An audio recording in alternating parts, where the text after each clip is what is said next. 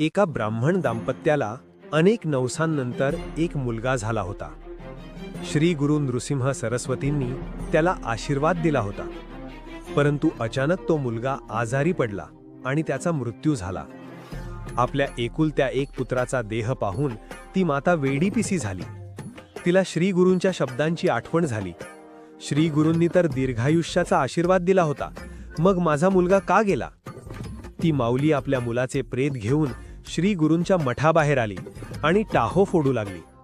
तिने ठरवले की जर माझा मुलगा जिवंत झाला नाही तर मी सुद्धा माझा प्राण देईन. त्या मातेचे दुःख पाहून श्री गुरूंच्या प्रेरणेने एक ब्रह्मचारी तिथे प्रकट झाले. त्यांनी त्या मातेला शांत करण्याचा प्रयत्न केला आणि मानवी जीवनाचे सत्य सांगितले.